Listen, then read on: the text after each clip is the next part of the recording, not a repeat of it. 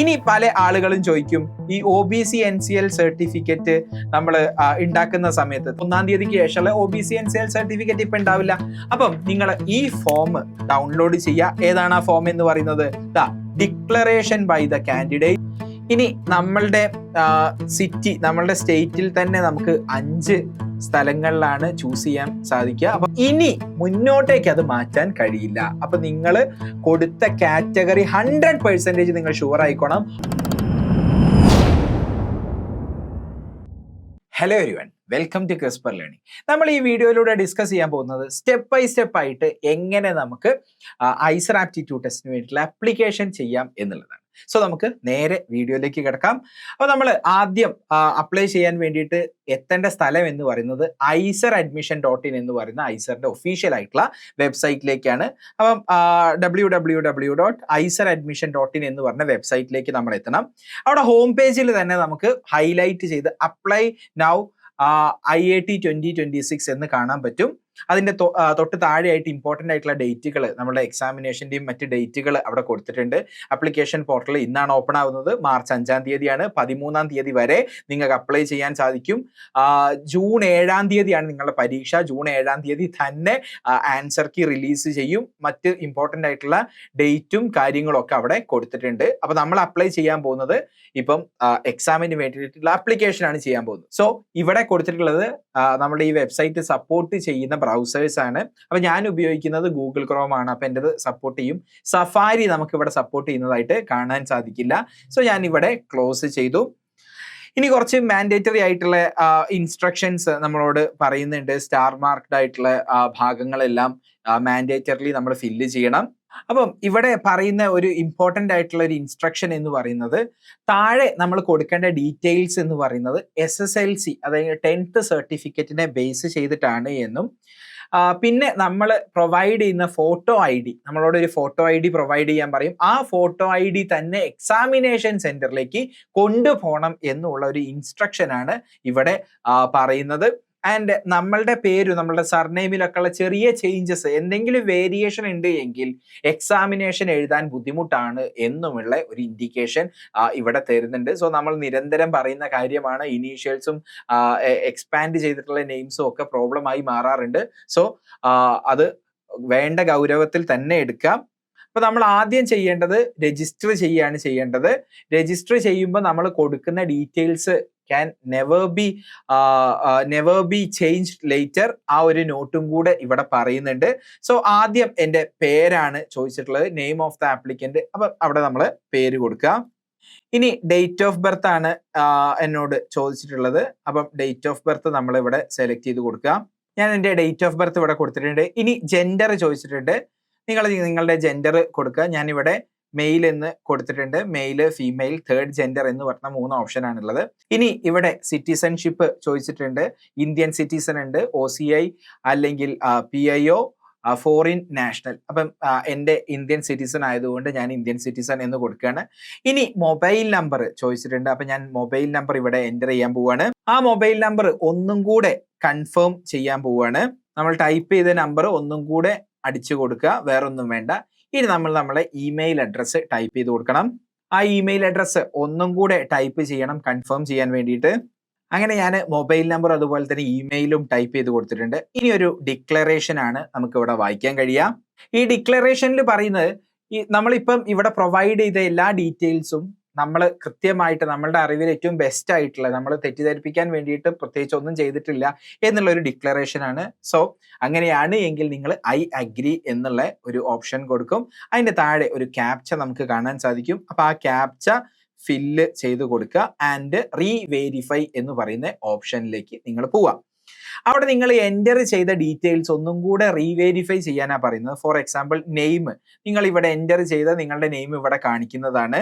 And ആ പേര് നിങ്ങൾ വായിച്ചു നോക്കുക, അത് കറക്റ്റ് ആണെന്നുണ്ടെങ്കിൽ ഇവിടെ ബോക്സിൽ ടിക്ക് ചെയ്യുക. ഡേറ്റ് ഓഫ് ബർത്ത് ഇവിടെ തെളിഞ്ഞിട്ടുണ്ടാവും. ഡേറ്റ് ഓഫ് ബർത്ത് ഓക്കെ ആണെങ്കിൽ ഈ ബോക്സിൽ ടിക്ക് ചെയ്യുക. ജെൻഡർ ഓക്കെ ആണെങ്കിൽ ടിക്ക് ചെയ്യുക. ആൻഡ് മൊബൈൽ നമ്പർ ഓക്കെ ആണെങ്കിൽ ടിക്ക് ചെയ്യുക. ആൻഡ് ഇമെയിൽ ID ഓക്കെ ആണെന്നുണ്ടെങ്കിൽ ടിക്ക് ചെയ്യുക. ആൻഡ് ഇവിടെ ഒരു ഇമ്പോർട്ടൻ്റ് ആയിട്ടുള്ള നോട്ട് പറയുന്നുണ്ട്, ഒരിക്കലും നമ്മൾ ഈ കൊടുക്കുന്ന ഇൻഫർമേഷൻ ഇനി മാറ്റാൻ പറ്റില്ല. നമ്മൾ ത്രൂ ഔട്ട് നമ്മുടെ ഈ ആപ്ലിക്കേഷൻ പ്രോസസ്സിൽ ഈ ഇൻഫർമേഷൻ ഒരിക്കലും മാറ്റാൻ പറ്റില്ല. അപ്പം നിങ്ങൾക്ക് അത് ഉറപ്പാണ് എങ്കിൽ മാത്രം ഇവിടെ ജനറേറ്റ് OTP എന്ന് കൊടുക്കുക. ഐസറിന് വേണ്ടിയിട്ടുള്ള ഒരു എക്സ്ക്ലൂസീവ് കോച്ചിങ് ആണോ നിങ്ങൾ നോക്കുന്നത്? ഐസറിന് വേണ്ടി മാത്രം ടൈലർ മെയ്ഡ് ആയിട്ടുള്ള ക്ലാസ്സുകൾ, ഐസറിലെ സ്റ്റുഡൻസ് നിങ്ങൾക്ക് തരുന്ന മെന്റർഷിപ്പ്, വീക്ക്ലി ടെസ്റ്റ്, മന്ത്ലി ടെസ്റ്റുകൾ, ഇതെല്ലാം അടങ്ങുന്ന ഒരു എക്സ്ക്ലൂസീവ് ആയിട്ടുള്ള ഐസർ കോച്ചിങ് പ്രോഗ്രാമിന്റെ കൂടുതൽ ഡീറ്റെയിൽസ് അറിയാൻ വേണ്ടിയിട്ട് താഴെ ഞാൻ ഡിസ്ക്രിപ്ഷനിൽ ഡീറ്റെയിൽസ് കൊടുക്കുന്നുണ്ട്. ഈ ഫോൺ നമ്പറിലും നിങ്ങൾക്ക് കോൺടാക്ട് ചെയ്യാവുന്നതാണ്. അപ്പോൾ വീണ്ടും ഒരു ക്യാപ്ച ചോദിച്ചിട്ടുണ്ട്. ആ ക്യാപ്ച ഞാൻ എൻ്റർ ചെയ്ത് കൊടുക്കുകയാണ്. എന്നിട്ട് നമ്മൾ സബ്മിറ്റ് എന്ന് പറയുന്ന ബട്ടൺ അമർത്തുക. ഇനി kindly use OTP received on your mobile number and email ID എന്ന് പറയുന്നത് നമ്മളുടെ മൊബൈൽ നമ്പറിലും ഇമെയിൽ IDയിലും എന്ത് വന്നിട്ടുണ്ട്, OTP വന്നിട്ടുണ്ടാവും. ആ OTP ഇവിടെ എൻ്റർ ചെയ്ത് കൊടുക്കുക. ഞാൻ എൻ്റെ മൊബൈൽ നമ്പറിൽ വന്ന OTP ഇവിടെ ടൈപ്പ് ചെയ്ത് കൊടുക്കുകയാണ്. വാലിഡേറ്റ് ആൻഡ് ജനറേറ്റ് എന്ന് കൊടുത്തു. സോ OTP മൊബൈൽ നമ്പറിൽ വന്നത് സക്സസ്ഫുള്ളി വാലിഡേറ്റ് ചെയ്തിട്ടുണ്ട്. അതുപോലെ തന്നെ ഇമെയിൽ IDയിൽ വന്ന കാര്യം, ഇമെയിൽ IDയിൽ വന്ന OTPയും കൂടെ എൻ്റർ ചെയ്ത് കൊടുക്കാനുണ്ട്. ഇനി ഇമെയിൽ IDയിൽ വന്ന OTP ഞാൻ എൻ്റർ ചെയ്ത് കൊടുക്കുകയാണ്. വാലിഡേറ്റ് ആൻഡ് ജനറേറ്റ് എന്നുള്ളത് കൊടുത്തു. So OTP and email, OTP of email has been validated successfully എന്ന് വന്നിട്ടുണ്ട്. ഇനി ഞാൻ ഇതുവരെയുള്ള ഫോം സബ്മിറ്റ് എന്നുള്ളത് കൊടുക്കുകയാണ്. The information one submitted cannot be modified. ഇത് ഫണ്ടമെന്റൽ ആയിട്ടുള്ള ഇൻഫർമേഷൻ ആണ്, ഇത് മാറ്റാൻ കഴിയില്ല എന്നാണ് പറയുന്നത്. സോ നമുക്ക് ഓക്കെ എന്നുള്ളത് കൊടുക്കാം. ഇനി രജിസ്ട്രേഷൻ സക്സസ്ഫുൾ ആണ്. നമ്മുടെ രജിസ്ട്രേഷൻ നമ്പർ ഇവിടെ തന്നിട്ടുണ്ട്. സോ ഈ രജിസ്ട്രേഷൻ നമ്പർ നിങ്ങളൊന്ന് എഴുതി വെക്കുകയോ സ്ക്രീൻഷോട്ട് എടുക്കുകയോ ഒക്കെ ചെയ്യുക. അപ്പം ഞാൻ തൽക്കാലം ഇവിടെ സ്ക്രീൻഷോട്ട് എടുത്ത് വെക്കുന്നുണ്ട്. നമ്മൾ ഫർദർ ആയിട്ട് എന്തെങ്കിലും ഒരു റെഫറൻസിന് വേണ്ടിയിട്ട് നമ്മൾ ഈ ഒരു രജിസ്ട്രേഷൻ നമ്പർ ആയിരിക്കും വേണ്ടി വരിക. സോ അതിനുശേഷം ഇത് ക്ലോസ് ചെയ്യാം. ഇനി അടുത്തത് നമ്മൾ അഡീഷണൽ ആയിട്ട് നമ്മളുടെ ഡീറ്റെയിൽസ് ഫില്ല് ചെയ്യണം. So go to personal details form എന്ന് പറയുന്ന ബട്ടൺ നമ്മൾ അമർത്തുക. ഇവിടെയും റെക്കമെൻഡഡ് ആയിട്ടുള്ള ബ്രൗസറാണ് പറയുന്നത്. And star marked fields R mandatory, ഈ കാര്യമാണ് പറയുന്നത്. സോ ക്ലോസ് എന്നുള്ളത് നമ്മൾ കൊടുക്കുന്നു. ഇനി നമ്മൾ ഫില്ല് ചെയ്ത് കൊടുത്ത് കുറച്ച് പേഴ്സണൽ ഡീറ്റെയിൽസ് ഇങ്ങോട്ടേക്ക് വന്നിട്ടുണ്ട്. ഇനി ബാക്കി ഡീറ്റെയിൽസ് നമ്മൾ ഫില്ല് ചെയ്ത് കൊടുക്കാൻ പോവുകയാണ്. അപ്പം ആദ്യം നമ്മൾ കാറ്റഗറി എന്നുള്ള ഓപ്ഷനിലേക്കാണ് പോവുക. ഇവിടെ നിങ്ങളുടെ കാറ്റഗറി ഏതാ എന്നുള്ളത് കൃത്യമായിട്ട് നിങ്ങൾ കൊടുക്കുക. OBC NCL കാറ്റഗറി ആണെന്നുണ്ടെങ്കിൽ OBC NCL കാറ്റഗറി എന്ന് തന്നെ നിങ്ങൾ കൊടുക്കണം. ജനറൽ കാറ്റഗറി ആണെങ്കിൽ general category, EWS, OBC NCL, SC ST ഇതാണ് അവൈലബിൾ ആയിട്ടുള്ള കാറ്റഗറീസ്. ഇവിടെ ചെറിയൊരു കോംപ്ലിക്കേഷൻ ഉള്ളതുകൊണ്ട് ഞാൻ തൽക്കാലം OBC NCL കാറ്റഗറി എന്നാണ് ഞാൻ ചൂസ് ചെയ്യാൻ പോകുന്നത്. സോ നിങ്ങൾ ശ്രദ്ധിക്കാം. ഇനി അതർ പേഴ്സണൽ ഡീറ്റെയിൽസ് എടുക്കുക. അതർ പേഴ്സണൽ ഡീറ്റെയിൽസിൽ ഫാദേഴ്സ് അല്ലെങ്കിൽ മദേഴ്സ് അല്ലെങ്കിൽ ഗാർഡിയൻസ് ഡീറ്റെയിൽസ് ആണ് ചോദിച്ചിട്ടുള്ളത്. ഇവിടെ ഞാൻ ഫാദർ എന്ന് കൊടുക്കുന്നുണ്ട്. ഫാദറിന്റെ ഡീറ്റെയിൽസ് ആണ് ഞാൻ കൊടുക്കുന്നത്. അപ്പം എൻ്റെ ഫാദറിന്റെ പേര് ഞാൻ ഇവിടെ കൊടുക്കുകയാണ്. Father name. ഫാദറിന്റെ ക്വാളിഫിക്കേഷൻ ആണ് ചോദിച്ചിട്ടുള്ളത്. ഫാദറിന്റെ ക്വാളിഫിക്കേഷൻ നിങ്ങൾ കൊടുക്കുക. ഫാദറിന്റെ ക്വാളിഫിക്കേഷൻ ചോദിച്ചത് 10ാം ക്ലാസ് വരെയാണോ പഠിച്ചത്, 12ാം ക്ലാസ് വരെയാണോ പഠിച്ചത്, ഡിഗ്രി വരെയാണോ പഠിച്ചത്, PGക്ക് അപ്പുറം പഠിച്ചിട്ടുണ്ടോ, ഇതാണ് ചോദിച്ച കാര്യം. ഇനി പഠിച്ചിട്ടൊന്നുമില്ല എന്നുണ്ടെങ്കിൽ അതേഴ്സ് എന്നുള്ളതിൽ കൊടുക്കാൻ പറ്റും. ഇനി ഫാദേഴ്സ് ഒക്യുപ്പേഷൻ ആണ് ചോദിച്ചത്. അപ്പം നിങ്ങളുടെ അച്ഛന്റെ ജോലി എന്താണ്, ബിസിനസ് അല്ലെങ്കിൽ സെൽഫ് എംപ്ലോയിഡ് ആണോ, ഗവൺമെന്റ് ആയിട്ടുള്ള ജോലിയാണോ ചെയ്യുന്നത്, പ്രൈവറ്റ് ബോഡിയിലാണോ ജോലി ചെയ്യുന്നത്, അതുപോലത്തെ ഓപ്ഷൻസ് ഉണ്ട്. അപ്പൊ നിങ്ങൾക്ക് ഏതാണോ ഏറ്റവും അനുയോജ്യമായത് അത് തന്നെ ചൂസ് ചെയ്യാം. ഇനി അടുത്ത സെഗ്മെന്റിൽ ഫാമിലി ആനുവൽ ഇൻകം ആണ് ചോദിച്ചിട്ടുള്ളത്. അപ്പൊ അവിടെ ഫാമിലി ആനുവൽ ഇൻകം എത്രയാണ് എന്ന് വെച്ചാൽ നിങ്ങൾ അതിനനുസരിച്ച് ഫില്ല് ചെയ്യുക. പിന്നെ ആപ്ലിക്കന്റ് ഫോട്ടോ ID ആണ് ചോദിച്ചത്. അത് നിർബന്ധമായിട്ടും വേണ്ട കാര്യമാണ്. ആപ്ലിക്കന്റ് ഫോട്ടോ ID, നമ്മളുടെ ഫോട്ടോ ID ഏതൊക്കെ പറ്റും എന്ന് ചോദിച്ചാൽ പാൻ കാർഡ് പറ്റും, ഡ്രൈവിംഗ് ലൈസൻസ് പറ്റും, പാസ്പോർട്ട് പറ്റും, വോട്ടേഴ്സ് ID പറ്റും, നാഷണലൈസ്ഡ് ബാങ്കിൽ ഫോട്ടോ പതിപ്പിച്ച് നാഷണലൈസ്ഡ് ബാങ്കിന്റെ പാസ്ബുക്ക് പറ്റും, 12ാം ക്ലാസ്സിലെയോ അല്ലെങ്കിൽ +2ൻ്റെയോ മാർക്ക് ഷീറ്റ് ഫോട്ടോ പതിപ്പിച്ച് മാർക്ക് ഷീറ്റ് ഉണ്ടെങ്കിൽ അതും പറ്റും. ഇത്രയും കാര്യങ്ങളാണ് ഫോട്ടോ ID ആയിട്ട് നമ്മളോട് ചോദിച്ചിട്ടുള്ളത്.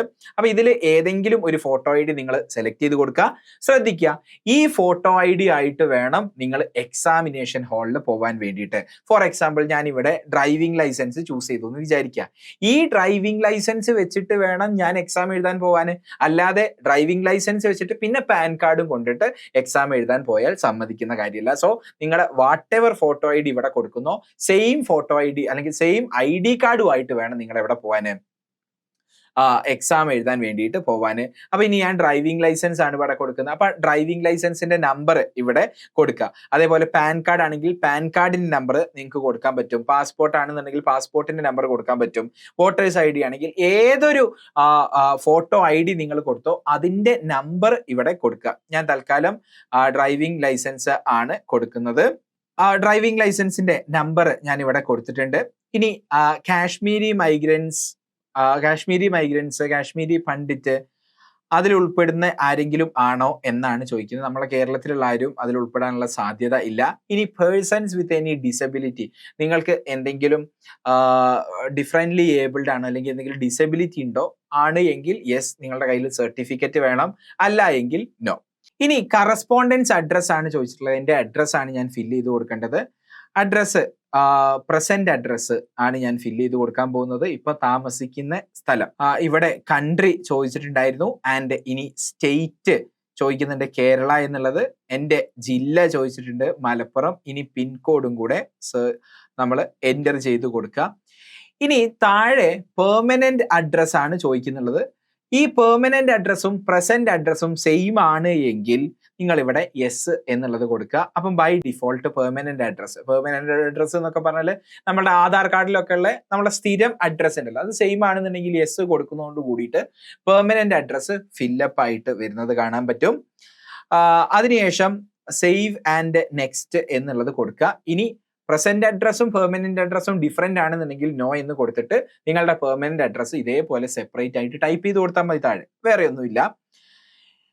ഇവിടെ എന്നോട് പറഞ്ഞിട്ടുള്ളത് ഓൾട്ടർനേറ്റ് മൊബൈൽ നമ്പർ മസ്റ്റ് ആണെന്നാണ്. അപ്പൊ ഞാനൊരു ഓൾട്ടർനേറ്റ് മൊബൈൽ നമ്പറും കൂടെ എൻ്റർ ചെയ്ത് കൊടുത്തു. ആ ഡീറ്റെയിൽസ് ആയിരുന്നു ഇവിടെ മിസ്സിംഗ് ആയിട്ടുള്ളത്. സോ ഞാൻ സേവ് ആൻഡ് നെക്സ്റ്റ് എന്ന് കൊടുക്കുന്നു. ആൻഡ് ഓൾട്ടർനേറ്റ് ആയിട്ടുള്ള ഒരു ഇമെയിൽ അഡ്രസ്സും കൂടെ വേണം, അതും മസ്റ്റ് ആണ് എന്നാണ് പറഞ്ഞത്.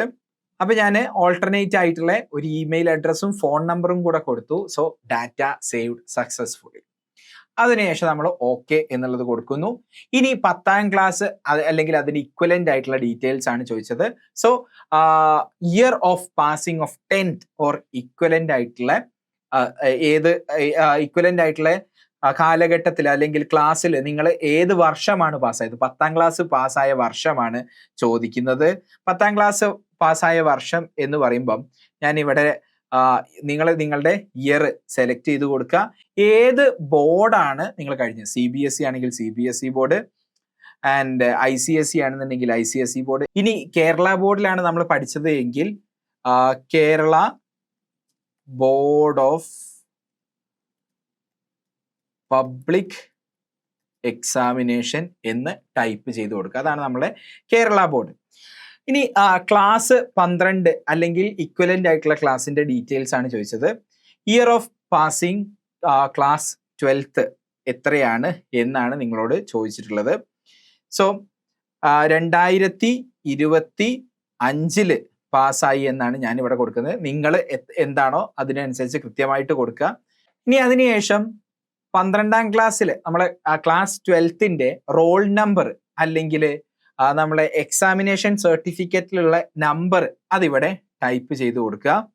പിന്നീട് ഒരു ക്വാളിഫയിങ് എക്സാം, നിങ്ങൾ ഏതാണ് ക്വാളിഫയിങ് എക്സാം 12ലെ ക്വാളിഫയിങ് എക്സാമിന്റെ നെയിം നിങ്ങൾ സെലക്ട് ചെയ്ത് കൊടുക്കുക. അതായത് നമ്മൾ 10ാം ക്ലാസ്സിൽ ഏത് ബോർഡാണെന്നുള്ളത് കൊടുത്തില്ലേ, അവിടെ നമ്മൾ കൊടുക്കുക. Kerala board of public examinations ഇവിടെ ഉണ്ട്. ഇനി name and address of the school, ഏത് സ്കൂളിലാണോ നിങ്ങൾ പഠിച്ചത് ആ സ്കൂളിന്റെ പേരും അഡ്രസ്സും ടൈപ്പ് ചെയ്ത് കൊടുക്കുക. ഇനി നിങ്ങൾ പഠിച്ച സ്കൂള് ഏത് സെഗ്മെന്റിൽ പെട്ടതാണ്, പ്രൈവറ്റ് ആണോ ഗവൺമെന്റ് ആണോ എന്നുള്ളത് നിങ്ങൾ പറഞ്ഞു കൊടുക്കുക, സെലക്ട് ചെയ്യുക. അതിനുശേഷം ഈ ഇൻസ്റ്റിറ്റ്യൂഷൻ നിങ്ങൾ പഠിച്ച ഇൻസ്റ്റിറ്റ്യൂഷൻ റൂറൽ ഏരിയയിലാണോ അതോ അർബൻ ഏരിയയിലാണോ എന്നുള്ളത് സെലക്ട് ചെയ്ത് കൊടുക്കുക. അപ്പൊ സിറ്റിയിലൊക്കെ ഉള്ള ആളുകളാണെങ്കിൽ അർബൻ ഏരിയ ആയിരിക്കും, അല്ലാത്ത ആളുകളാണെങ്കിൽ റൂറൽ ഏരിയ ആയിരിക്കും. ഇനി നിങ്ങളുടെ 12ാം ക്ലാസ്സിലെ റിസൾട്ട് ഡിക്ലെയർ ചെയ്തിട്ടുണ്ടോ എന്നാണ് ചോദിച്ചത്. ഡിക്ലെയർ ചെയ്ത ആളുകളാണെങ്കിൽ യെസ് കൊടുക്കുക. അപ്പൊ റിപ്പീറ്റേഴ്സ് ഒക്കെ ആണെങ്കിൽ എല്ലാവർക്കും ഡിക്ലെയർ ചെയ്തിട്ടുണ്ടോ. ഇനി അതല്ല എങ്കിൽ നോ കൊടുക്കുക. അതായത് +2 എഴുതാൻ പോകുന്ന കുട്ടികളാണ് എങ്കിൽ നോ കൊടുക്കുക. അപ്പൊ അത്രയും ഡീറ്റെയിൽസ് നമ്മൾ ഫില്ല് ചെയ്തിട്ടുണ്ട്.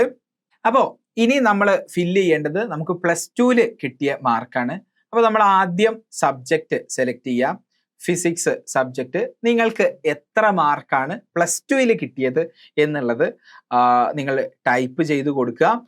ആൻഡ് മാക്സിമം മാർക്ക് എത്രയാണ്? നിങ്ങൾക്ക് ടോട്ടൽ മാർക്ക് 200-ലായിരിക്കും. അതിൽ 80 മാർക്സ് എന്ന് പറയുന്നത് +1 മാർക്കാണ്. +2 നിങ്ങൾക്ക് എത്ര മാർക്ക് ഉണ്ട് എന്നാണ് നിങ്ങൾ ഇവിടെ ഫില്ല് ചെയ്ത് കൊടുക്കേണ്ടത്. അപ്പം 120 മാർക്സ് ആണ് ഇവിടെ വന്നിട്ടുള്ളത് അല്ലേ. അപ്പോൾ ഒരു കേരള ബോർഡിലെ ഒരു +2 സർട്ടിഫിക്കറ്റ് നമ്മൾ നോക്കുമ്പോൾ ഫസ്റ്റ് ഇയർ, സെക്കൻഡ് ഇയർ ഇതുപോലെ നമുക്ക് കാണാൻ സാധിക്കും അല്ലേ. അപ്പൊ സെക്കൻഡ് ഇയറിലെ ടോട്ടൽ മാർക്ക് ഔട്ട് ഓഫ് നിങ്ങൾക്ക് എത്ര മാർക്ക് കിട്ടി, ഇത് മാത്രമാണ് നമ്മൾ ഫില്ല് ചെയ്യേണ്ട കാര്യം എന്ന് പറയുന്നത്.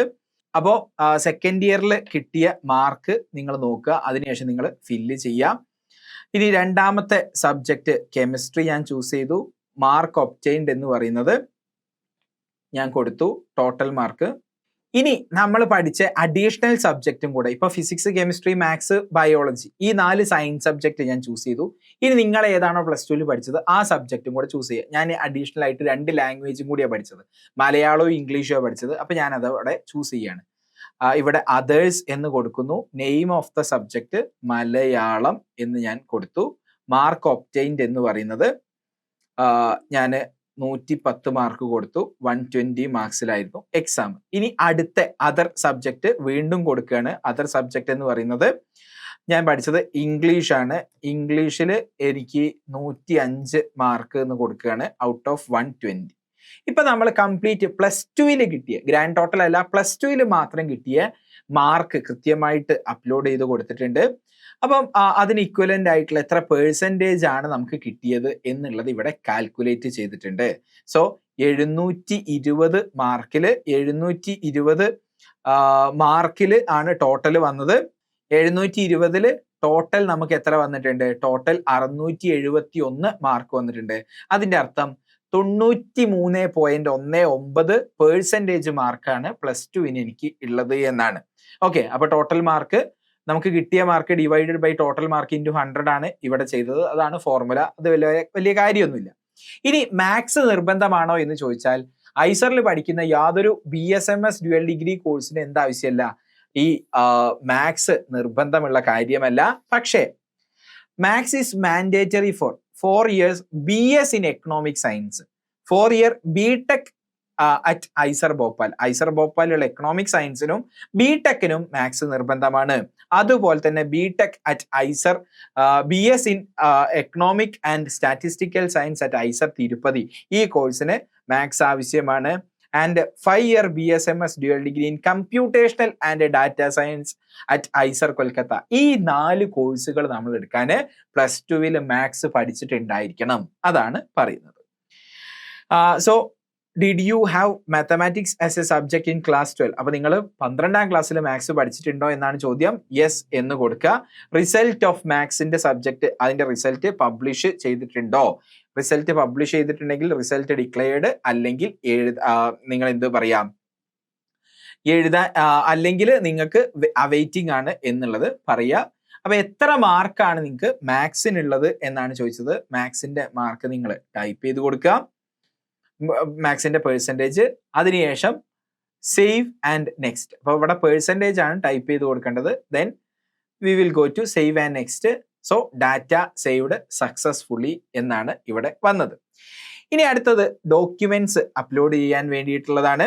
അപ്പൊ നമുക്ക് ഇവിടെ വേണ്ട ഡോക്യുമെന്റ്സ് എന്ന് പറയുന്നത് ഫോട്ടോ വേണം, സിഗ്നേച്ചർ വേണം, അതുപോലെ തന്നെ നമ്മുടെ ഫോട്ടോ ID വേണം, അതുപോലെ തന്നെ നമ്മുടെ +2 ഒക്കെ ഡോക്യുമെന്റ്സ് വേണം. സോ നമുക്ക് ഓരോന്നായിട്ട് നോക്കാം. ഇവിടെ നമ്മൾ അപ്ലോഡ് ചെയ്യേണ്ടത് ഒരു ഫോട്ടോഗ്രാഫാണ്, റീസെന്റ് ആയിട്ടുള്ള ഫോട്ടോഗ്രാഫ് ആയിരിക്കണം, അറ്റ്ലീസ്റ്റ് 3 months എഗോ മുന്നേ എടുത്ത ഫോട്ടോഗ്രാഫ് ആയിരിക്കണം. ഫോട്ടോഗ്രാഫിന്റെ മിനിമം ഫയൽ സൈസ് എന്ന് പറയുന്നത് 80 ആണ് ആൻഡ് മാക്സിമം ഫയൽ സൈസ് എന്ന് പറയുന്നത് 200 KB ആണ് എന്നുള്ളത് ആലോചിക്കുക. അപ്പം ഇവിടെ അപ്ലോഡ് ചെയ്യുക. എന്നിട്ട് നമ്മള് തയ്യാറാക്കി വെച്ച് ഫോട്ടോ നമ്മൾ അപ്ലോഡ് ചെയ്ത് കൊടുക്കുക. സോ ഫോട്ടോ അപ്ലോഡഡ് സക്സസ്ഫുള്ളി എന്ന് നമുക്ക് ഇവിടെ കാണാൻ സാധിക്കും. അപ്പൊ എങ്ങനെയാണ് ഫോട്ടോ എടുക്കേണ്ടത്, ഫോട്ടോ എടുക്കുമ്പോഴുള്ള ക്രൈറ്റീരിയ എന്തൊക്കെയാണ്, ഏതൊക്കെ സൈസിലാണ്, ഏതൊക്കെ ഡയമെൻഷനിലാണ്, എന്തൊക്കെ കാര്യങ്ങൾ നമ്മൾ ശ്രദ്ധിക്കണം എന്നിവ തുടങ്ങി എല്ലാ ഡീറ്റെയിൽസും നമ്മൾ ഒരു വീഡിയോയിൽ കഴിഞ്ഞ വർഷം ചെയ്തിട്ടുണ്ട്. അപ്ഡേറ്റഡ് ആയിട്ടുള്ള വീഡിയോസ് ഉടനെ തന്നെ വരും. അപ്പൊ കഴിഞ്ഞ വർഷത്തെ വീഡിയോ ഞാൻ ഇവിടെ പിൻ ചെയ്യുന്നുണ്ട്. ആൻഡ് ഉടനെ തന്നെ നമുക്ക് നെക്സ്റ്റ് വീഡിയോയിലൂടെ അല്ലെങ്കിൽ നെക്സ്റ്റ് ആയിട്ട് ഉടനെ തന്നെ ഒരു വീഡിയോ റിലീസ് ചെയ്യും. അപ്ഡേറ്റഡ് ആയിട്ട് ഇതുപോലെയുള്ള കാര്യങ്ങളെല്ലാം നമ്മൾ ഡിസ്കസ് ചെയ്യും. ഡോക്യുമെന്റ്സ് എങ്ങനെ റെഡിയാക്കി വെക്കാം, അതിനുശേഷമായിരിക്കും നമ്മൾ അപ്ലൈ ചെയ്യാൻ വരുന്നത്. സോ ഫോട്ടോഗ്രാഫ് അപ്ലോഡ് ചെയ്തതിനു ശേഷം ക്ലോസ് എന്നുള്ളത് കൊടുക്കുന്നു. ഇനി അടുത്തത് നമുക്ക് അപ്ലോഡ് ചെയ്യാനുള്ളത് സിഗ്നേച്ചർ ആണ്. സിഗ്നേച്ചർ അപ്ലോഡ് ചെയ്യാൻ വേണ്ടിയിട്ട് ഇവിടെ നിങ്ങൾ ക്ലിക്ക് ഹിയർ ടു അപ്ലോഡ് എന്നുള്ളത് കൊടുക്കുക. അപ്പം സിഗ്നേച്ചറും നമ്മളൊരു black colour, ideally black colour ഉള്ള ഒരു പെൻ ഉപയോഗിച്ച് ഒരു ബോക്സ് ഒക്കെ വരച്ച് കൃത്യമായിട്ട് നല്ല ലൈറ്റിൽ ഫോട്ടോ എടുത്ത് അതൊക്കെ ക്രോപ്പ് ചെയ്തിട്ട് വേണം അപ്ലോഡ് ചെയ്യാൻ. അതിന്റെ വീഡിയോ ഞാൻ പറഞ്ഞ പോലെ നേരത്തെ വീഡിയോയിൽ ഞാൻ എല്ലാം ഡിസ്കസ് ചെയ്യുന്നുണ്ട്. അപ്പൊ ഞാൻ സിഗ്നേച്ചർ അപ്ലോഡ് ചെയ്ത് കൊടുത്തു. മാക്സിമം 200 KB പറ്റുള്ളൂ. JPEG ഫോർമാറ്റിൽ മാത്രമേ നമ്മളുടെ സിഗ്നേച്ചർ ഉണ്ടാവാൻ പാടുള്ളൂ. അതിനുശേഷം ഞാൻ ക്ലോസ് ചെയ്തു. ഇനി അപ്ലോഡ് ചെയ്ത ഡോക്യുമെന്റ്സ് ഒന്ന് വ്യൂ ചെയ്യേണ്ടതായിട്ടുണ്ട്. അപ്പം ഞാൻ അപ്ലോഡ് ചെയ്ത ഫോട്ടോ കറക്റ്റ് ആണ് എന്നുള്ളത് ഞാനൊന്ന് വ്യൂ ചെയ്തു. അതുപോലെ തന്നെ ഞാൻ അപ്ലോഡ് ചെയ്ത സിഗ്നേച്ചർ കറക്റ്റ് ആണ് എന്നുള്ളതും വ്യൂ ചെയ്തിട്ടുണ്ട്. ഇനി കാറ്റഗറി സർട്ടിഫിക്കറ്റ് അല്ലെങ്കിൽ കാസ്റ്റ് സർട്ടിഫിക്കറ്റ്, ഇത് റെപ്രസെന്റ് ചെയ്യുന്ന ഒരു ഡോക്യുമെന്റ്, കമ്മ്യൂണിറ്റി സർട്ടിഫിക്കറ്റോ കാസ്റ്റ് സർട്ടിഫിക്കറ്റോ നിങ്ങൾ പ്രൊഡ്യൂസ് ചെയ്യുക. ഇവിടെ ഞാൻ നിങ്ങളോട് ഒരു കോംപ്ലിക്കേഷൻ പറഞ്ഞിട്ടുണ്ടായിരുന്നു. കോംപ്ലിക്കേഷൻ എന്ന് പറയുന്ന ഒന്നുമില്ല. ഞാൻ ഈ ഒരു കാര്യം പറയാൻ വേണ്ടിയിട്ട് ചൂസ് ചെയ്തത് OBC NCL കാറ്റഗറി ആണ് എന്നുള്ള രീതിയിലാണ്. നിങ്ങളെ OBC NCL കാറ്റഗറിയിലാണ് ഉൾപ്പെട്ടിട്ടുള്ളത് എങ്കിൽ കൃത്യമായി പ്രോസ്പെക്ടസിൽ പറയുന്ന ഒരു കാര്യം ഞാൻ നിങ്ങൾക്ക് കാണിച്ചു തരാം. അപ്പോ ഇവിടെ OBC NCL കാറ്റഗറിനെ പറ്റി കൃത്യമായിട്ട് നമ്മുടെ പ്രോസ്പെക്ടസിൽ സംസാരിക്കുന്നുണ്ട്. ഈ ഫൈനാൻഷ്യൽ ഇയറിൽ ഇഷ്യൂ ചെയ്ത സർട്ടിഫിക്കറ്റ് മാത്രമേ നിങ്ങൾ അപ്ലോഡ് ചെയ്യാൻ പാടുള്ളൂ. ഏത് ഡേറ്റിന് ശേഷം? April 1, 2026 ശേഷം ഇഷ്യൂ ചെയ്ത് വെച്ച് നമ്മൾ OBC NCL സർട്ടിഫിക്കറ്റോ സിമിലർലി EWSന്റെ സർട്ടിഫിക്കറ്റോ ഇത് മാത്രമേ നമ്മൾ ഉപയോഗിക്കാൻ പാടുള്ളൂ. അപ്പം നിങ്ങൾ സ്വാഭാവികമായിട്ടും ചിന്തിക്കും, ഇന്ന് മാർച്ച് 5-ാം തീയതിയാണ്. അപ്പൊ ഇന്ന് നമ്മൾ ഈ OBC NCL സർട്ടിഫിക്കറ്റ് അപ്ലോഡ് ചെയ്യുകയാണെന്നുണ്ടെങ്കിൽ അത് വാലിഡ് ആയിരിക്കോ? അല്ല. ഇനി നിങ്ങൾ JEEക്ക് വേണ്ടിയിട്ടൊക്കെ എടുത്തു വെച്ച OBC NCL സർട്ടിഫിക്കറ്റ് വാലിഡ് ആയിരിക്കോ? അല്ല. April 1 ശേഷം മാത്രം ഉള്ളതായിരിക്കണം. ഇനി പല ആളുകളും ചോദിക്കും, ഈ OBC NCL സർട്ടിഫിക്കറ്റ് നമ്മൾ ഉണ്ടാക്കുന്ന സമയത്ത്, തഹസിൽദാറിന്റെ അടുത്ത് പോയി ഉണ്ടാക്കുന്ന സമയത്ത് സ്റ്റേറ്റ് ടൈപ്പ് ഫോർമാറ്റിൽ നമുക്ക് സർട്ടിഫിക്കറ്റ് വാലിഡ് ആണോ എന്ന് നിങ്ങൾ ചോദിക്കും. അല്ല, ഒരിക്കലും അല്ല. ഇത് നമ്മളുടെ വെബ്സൈറ്റില് iseradmission.in, ഇത് നമ്മളുടെ വെബ്സൈറ്റിൽ നിങ്ങൾ പോകുന്ന സമയത്ത് ഇവിടെ ഫോംസ് ആൻഡ് സർട്ടിഫിക്കറ്റിൽ നിങ്ങൾക്ക് ഡൗൺലോഡ് ചെയ്യാൻ സാധിക്കുന്നതാണ്. ഞാൻ ഇപ്പം എൻ്റെ കയ്യിലുള്ള ഫോം എന്ന് പറയുന്നത് OBC NCL സർട്ടിഫിക്കറ്റിന്റെ പ്രിസ്ക്രൈബ്ഡ് ഫോർമാറ്റ് ആണ്. ഇനി അതുപോലെ തന്നെ നമ്മളിപ്പോൾ മാർച്ച് 5-ാം തീയതിയാണ് OBC NCL കാറ്റഗറിയിൽ അപ്ലൈ ചെയ്യുന്നത്.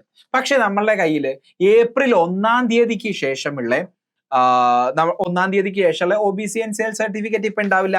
അപ്പം നിങ്ങൾ ഈ ഫോം ഡൗൺലോഡ് ചെയ്യുക. ഏതാണ് ആ ഫോം എന്ന് പറയുന്നത്? Declaration by the candidate in lieu of OBC NCL certificate. ഈ ഫോം നിങ്ങൾ ഡൗൺലോഡ് ചെയ്യുക. ഇതാണ് ആ ഫോം എന്ന് പറയുന്നത്.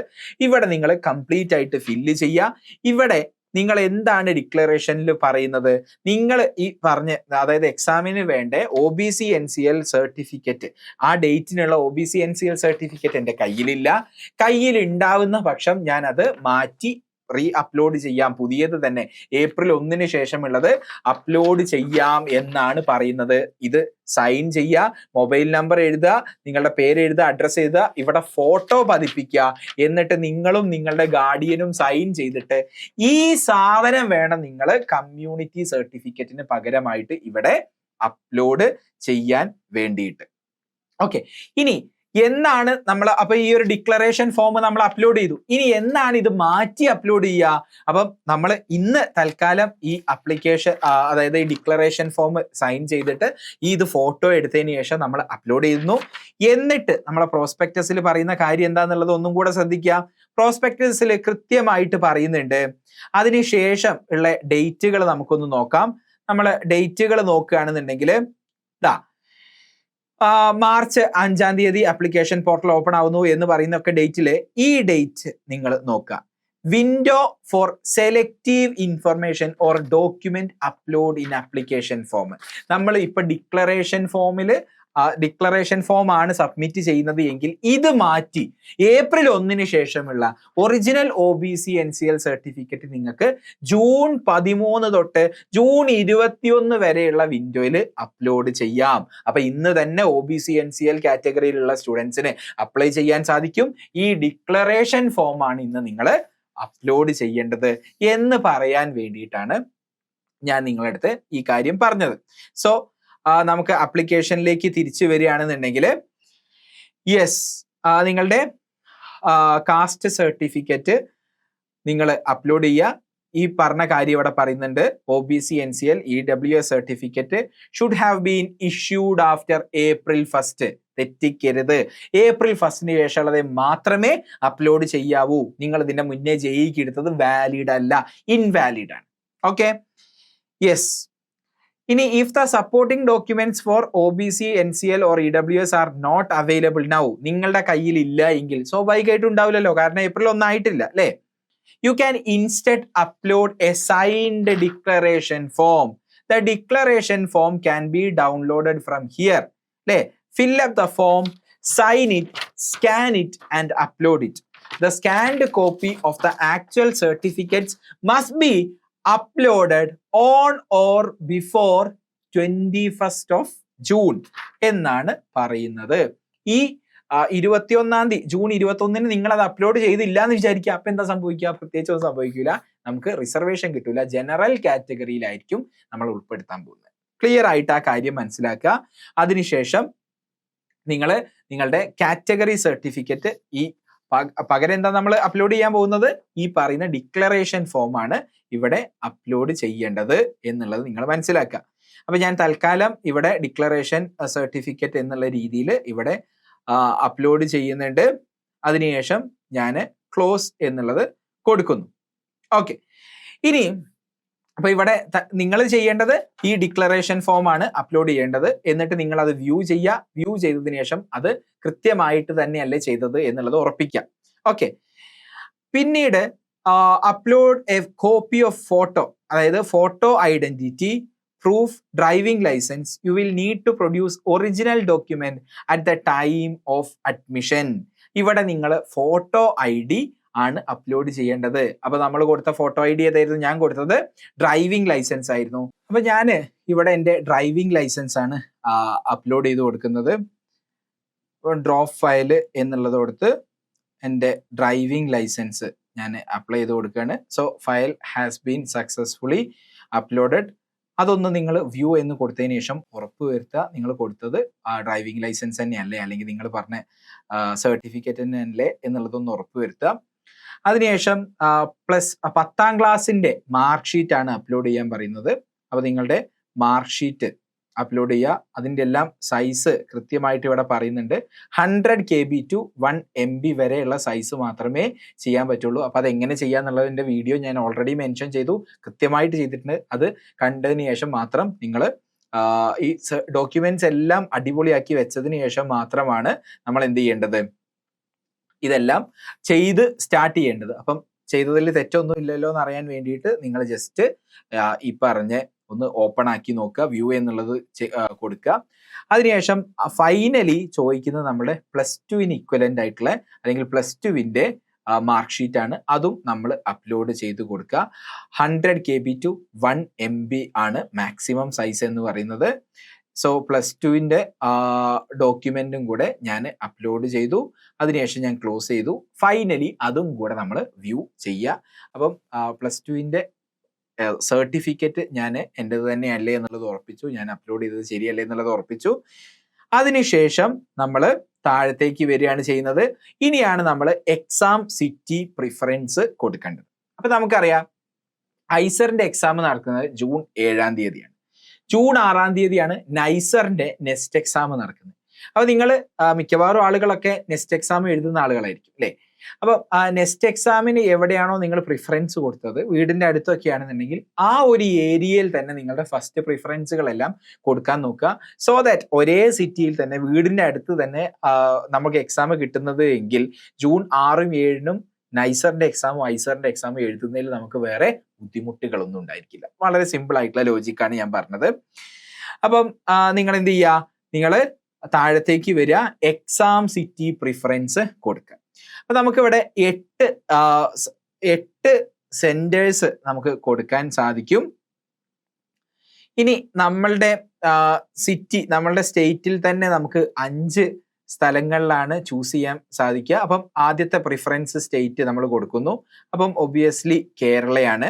അതിനുശേഷം നമുക്ക് ഏറ്റവും അനുയോജ്യമായിട്ടുള്ള നൈസറിന്റെ ഒക്കെ എക്സാം എവിടെയാണോ നിങ്ങൾ നെസ്റ്റിന്റെ സെന്റർ കൊടുത്തത് അതിനോടനുബന്ധിച്ചുള്ള ഒരു സ്ഥലം തന്നെ കൊടുക്കുക. ഇനി രണ്ടാമത്തെ പ്രിഫറൻസ് ഞാൻ കേരളയിൽ തന്നെയാണ് കൊടുക്കുന്നത്.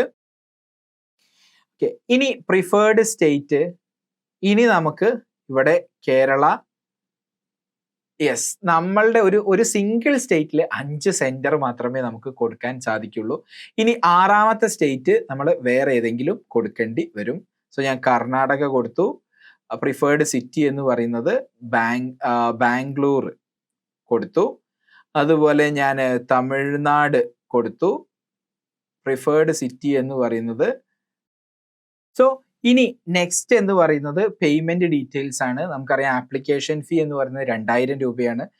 ജനറൽ കാറ്റഗറിയിൽ ഉൾപ്പെടുന്ന ആളുകൾക്ക്, SC ST PWD കാറ്റഗറിയിൽ ഉൾപ്പെടുന്ന ആളുകളാണെന്നുണ്ടെങ്കിൽ 1000 രൂപയാണ്. അപ്പം OBC NCL കാറ്റഗറി ആയിരുന്നു ഞാൻ ചൂസ് ചെയ്തിട്ടുണ്ടായിരുന്നത്. അതുകൊണ്ടാണ് ആപ്ലിക്കേഷൻ ഫീ 2000 രൂപ വന്നത്. ഇനി ഇവിടെ ഒരു ഡിക്ലറേഷൻ പറയുന്നുണ്ട്. ഈ ഡിക്ലറേഷനിൽ ഇമ്പോർട്ടൻ്റ് ആയിട്ടുള്ള ഒരു കാര്യം നിങ്ങൾ ശ്രദ്ധിക്കുക. ഇവിടെ പറയുന്നത് ഈ ഡിക്ലറേഷനിൽ നിങ്ങൾ ടിക്ക് ചെയ്ത് കൊടുക്കുന്നതോട് കൂടിയിട്ട് നിങ്ങൾ കൊടുത്ത OBC NCL കാറ്റഗറിയിലാണ് എങ്കിൽ, അല്ലെങ്കിൽ OBC NCL കാറ്റഗറിയിൽ പെട്ട ഒരാൾ OBC കാറ്റഗറിയാണ് കൊടുത്തത് എന്ന് വെക്കുക. അങ്ങനെയാണെന്നുണ്ടെങ്കിൽ നിങ്ങൾക്ക് ഇനി മുന്നോട്ടേക്ക് അത് മാറ്റാൻ കഴിയില്ല. അപ്പൊ നിങ്ങൾ കൊടുത്ത കാറ്റഗറി 100% നിങ്ങൾ ഷുവർ ആയിക്കോണം. OBC ആണോ OBC NCL ആണോ എന്നുള്ള കാര്യങ്ങളൊക്കെ നിങ്ങൾ കൃത്യമായിട്ട് ചെയ്തോണം. ഇനി മുന്നോട്ടേക്ക് ഈ ഡിക്ലറേഷൻ കഴിഞ്ഞ് മുന്നോട്ടേക്ക് നിങ്ങൾക്ക് മാറ്റാൻ സാധിക്കില്ല എന്നുള്ള കാര്യം. അതേപോലെ നമ്മൾ അപ്ലോഡ് ചെയ്ത സർട്ടിഫിക്കറ്റ് എല്ലാം പ്രോപ്പർ ആയിട്ടാണ് ചെയ്തത് എന്നുള്ളത്, നിങ്ങൾ അതിൽ യാതൊരു വിധ കള്ളത്തരവും ചെയ്തിട്ടില്ല എന്നുള്ള കാര്യങ്ങളാണ് പറയുന്നത്. അങ്ങനെ ചെയ്തിട്ടുണ്ട് എങ്കിൽ പിന്നീട് കണ്ടുപിടിക്കുന്ന പക്ഷം നിങ്ങളുടെ കാൻഡിഡേച്ചറും രജിസ്ട്രേഷനും എല്ലാം ക്യാൻസൽ ആക്കും എന്നാണ് പറയുന്നത്. അപ്പൊ അതെല്ലാം ഡിക്ലെയർ ചെയ്തതിന് ശേഷം നിങ്ങൾ ഇവിടെയുള്ള ക്യാപ്ച എൻ്റർ ചെയ്ത് കൊടുക്കുക. അതിനുശേഷം നിങ്ങളൊന്ന് പ്രിവ്യൂ കൊടുക്കുക. അപ്പൊ പ്രിവ്യൂ കൊടുക്കുമ്പോൾ നിങ്ങൾ കൊടുത്ത എല്ലാ ഡീറ്റെയിൽസും ഇവിടെ വരുന്നതാണ്. ആ പ്രിവ്യൂ എല്ലാം നിങ്ങളൊന്ന് നോക്കി എല്ലാം ചെക്ക് ചെയ്തതിന് ശേഷം ഓക്കെ എന്നുള്ളത് കൊടുക്കുക. സോ യെസ്, അപ്പൊ ഇവിടെ നമ്മളുടെ ഒരു ക്യാപ്ച കൊടുക്കാനുണ്ട്, 376364. അതിനുശേഷം നമ്മൾ സബ്മിറ്റ് എന്നുള്ളത് കൊടുക്കുന്നു. യെസ്, ഇനി നമ്മളെ പേയ്മെന്റ് പേജിലേക്കാണ് കൊണ്ടുപോകുന്നത്. നിങ്ങൾക്ക് ഇവിടെ കാർഡ്സ് ഉപയോഗിക്കാൻ പറ്റും, നെറ്റ് ബാങ്കിങ് ഉപയോഗിക്കാൻ പറ്റും, UPI ഉപയോഗിക്കാൻ പറ്റും, നെഫ്റ്റ് ഉപയോഗിക്കാൻ പറ്റും. അങ്ങനെ ഡിഫറെൻ്റ് ആയിട്ടുള്ള രീതിയിൽ നിങ്ങൾക്ക് പേയ്മെന്റ് ചെയ്യാൻ പറ്റും. അപ്പൊ എല്ലാവരും കോമൺ ആയിട്ട് ഉപയോഗിക്കുന്ന പേയ്മെന്റ് എന്ന് പറയുന്നത് UPI ആയിരിക്കും അല്ലേ. അപ്പൊ UPI ആണെന്നുണ്ടെങ്കിൽ ഇവിടെ UPI QR എന്നുള്ളത് നിങ്ങൾക്ക് ക്ലിക്ക് ചെയ്യുക. അപ്പൊ പേ നൗ എന്ന് കൊടുക്കുന്ന സമയത്ത് നിങ്ങൾക്ക് ഇവിടെ ഒരു UPI QR തെളിഞ്ഞു വരുന്നതാണ്. 5 മിനിറ്റിൻ്റെ ഉള്ളിൽ നിങ്ങൾക്ക് ഏതെങ്കിലും നിങ്ങളുടെ ഫോണിലുള്ള UPI ആപ്പ് ഉപയോഗിച്ചിട്ട് ഇത് സ്കാൻ ചെയ്യുക. നിങ്ങൾ പണമിടപാട് നടത്തുക. അതിനുശേഷം യുവർ ഓൾ സെറ്റ്. നിങ്ങളുടെ അപ്ലിക്കേഷൻ്റെ ഡീറ്റെയിൽസും മറ്റ് കമ്മ്യൂണിക്കേഷൻസും നിങ്ങളുടെ ഇമെയിൽ ID വഴി വരുന്നതാണ്. അപ്പോൾ നമ്മൾ ഈ വീഡിയോയിലൂടെ കംപ്ലീറ്റ്ലി സ്റ്റെപ്പ് ബൈ സ്റ്റെപ്പ് ആയിട്ട് എങ്ങനെ ഐസർ ആപ്റ്റിറ്റ്യൂഡ് ടെസ്റ്റിന്റെ അപ്ലിക്കേഷൻ ചെയ്യാം എന്നുള്ളതാണ് കണ്ടത്. ഇനി നിങ്ങൾക്ക് എന്തെങ്കിലും സംശയം ഉണ്ടെങ്കിൽ താഴെ കാണുന്ന നമ്പറിൽ നിങ്ങൾക്ക് കോൺടാക്ട് ചെയ്യാവുന്നതാണ്, വാട്സപ്പിൽ കോൺടാക്ട് ചെയ്യാം. അപ്പം നമുക്ക് കേരളത്തിൽ മൊത്തമുള്ള ഐസർ ആസ്പിറൻസിന്റെയും ഐസറിൽ ഇപ്പോൾ പഠിച്ചുകൊണ്ടിരിക്കുന്ന സ്റ്റുഡൻസിന്റെ ഒരു ടെലിഗ്രാം കമ്മ്യൂണിറ്റി ഉണ്ട്. സോ ദാറ്റ് നിങ്ങൾക്ക് ചർച്ചകൾ ചെയ്യാം, കൂടുതൽ സഹായങ്ങൾ നിങ്ങൾക്ക് ഒരു കമ്മ്യൂണിറ്റിയിൽ നിന്നും കിട്ടുന്നതാണ്. ആൻഡ് ഇതുപോലെയുള്ള അപ്ഡേറ്റ്സുകൾ ഒരിക്കലും മിസ്സാവാതിരിക്കാൻ വേണ്ടിയിട്ട് നമ്മളുടെ ഒരു വാട്സപ്പ് കമ്മ്യൂണിറ്റി, ഈ വർഷം എക്സാം എഴുതുന്ന കുട്ടികളുടെ ഒരു വാട്സപ്പ് കമ്മ്യൂണിറ്റി നമ്മൾ ഫ്രീ ആയിട്ട് തന്നെ സ്റ്റാർട്ട് ചെയ്തിട്ടുണ്ട്. അതിലും നിങ്ങൾ ജോയിൻ ചെയ്യുക. ആൻഡ് മാക്സിമം ഈ ഒരു കാര്യം, നമ്മുടെ സർട്ടിഫിക്കറ്റിന്റെ കാര്യവും അതുപോലെ തന്നെ എങ്ങനെ അപ്ലൈ ചെയ്യാം എന്നുള്ള ഈ ഒരു പ്രോപ്പർ ആയിട്ടുള്ള ഒരു കാര്യം എല്ലാവരും തന്നെ മനസ്സിലാക്കാൻ വേണ്ടിയിട്ട് മാക്സിമം നിങ്ങളുടെ ഫ്രണ്ട്സിലേക്കും റിലേറ്റീവ്സിലേക്കും ഒക്കെ ഷെയർ ചെയ്ത് കൊടുക്കുക. ആൻഡ് അതുപോലെ തന്നെ ഇനിയുള്ള സമയം നിങ്ങൾക്ക് പ്രോപ്പർ ആയിട്ട് ഐസറിന് വേണ്ടി പ്രിപ്പയർ ചെയ്യാൻ നമ്മളുടെ ഒരു ക്രാഷ് കോഴ്സ് ഓൾറെഡി ലോഞ്ച് ചെയ്തിട്ടുണ്ട്. മാർച്ച് 30 ക്ലാസ്സുകൾ സ്റ്റാർട്ട് ചെയ്യുന്നത്. ഫിസിക്സ്, കെമിസ്ട്രി, മാത്സ്, ബയോളജി 4 സബ്ജക്റ്റിന്റെയും ഒരു റിവിഷൻ ഉണ്ടായിരിക്കും. റെഗുലർ ആയിട്ടുള്ള ടെസ്റ്റ്, ഐസർ ആപ്റ്റിറ്റ്യൂഡ് ടെസ്റ്റ്, ഐസറിൽ പഠിച്ചുകൊണ്ടിരിക്കുന്ന സ്റ്റുഡൻസ് തന്നെ കണ്ടക്ട് ചെയ്യുന്ന ടെസ്റ്റ് സീരീസ് നിങ്ങൾക്ക് ഉണ്ടായിരിക്കും. ഐസറിൽ പഠിച്ചുകൊണ്ടിരിക്കുന്ന സ്റ്റുഡൻസിന്റെ മെന്റർഷിപ്പ് ഉണ്ടായിരിക്കും. പ്രൊഫഷണൽ ആയിട്ടുള്ള എൻട്രൻസ് കോച്ചിങ് ഫീൽഡിലുള്ള ടീച്ചേഴ്സിന്റെ ക്ലാസ്സുകളായിരിക്കും നിങ്ങൾക്ക് ഉണ്ടായിരിക്കുക. ആൻഡ് അവസാനത്തെ 20 ദിവസം നമ്മുടെ ഒരു മോക്ക് ടെസ്റ്റ് സീരീസും കണ്ടക്ട് ചെയ്യും. അങ്ങനെ അടിപൊളിയായിട്ട് നമുക്ക് 2026 എക്സാം എഴുതാൻ സാധിക്കും. നിങ്ങൾക്ക് അടിപൊളിയായിട്ട് ക്രാക്ക് ചെയ്യാൻ സാധിക്കും. അപ്പൊ ക്രാഷ് കോഴ്സിൽ ജോയിൻ ചെയ്യാൻ വേണ്ടിയിട്ട് താഴെ ഞാൻ ലിങ്ക് കൊടുക്കുന്നുണ്ട്. ഇന്ന് തന്നെ നിങ്ങൾക്ക് ജോയിൻ ചെയ്ത് രജിസ്റ്റർ ചെയ്തിടുക, നിങ്ങളുടെ സീറ്റ് ഉറപ്പിക്കുക. അപ്പം അടുത്ത വർഷം നിങ്ങളെ ഒരു ഐസറിൽ കാണാൻ പറ്റട്ടെ എന്നുള്ള ആശംസയോട് കൂടിയിട്ട് bye bye and thanks for watching.